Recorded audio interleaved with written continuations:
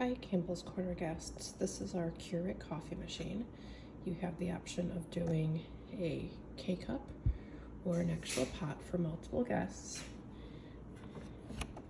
Here is where you would put your coffee filter and fill up with your coffee grounds. Your water reservoir is in the back. This does pull out. Fill the water up to your maximum fill line. And then here is where the K-cups go.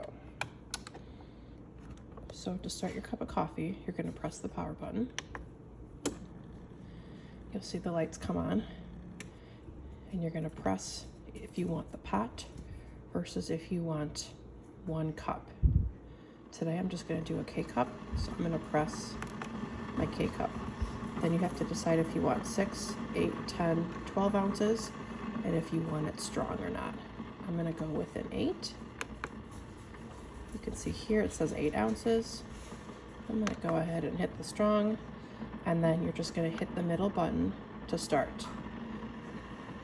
Of course, let's make sure we have a cup down there.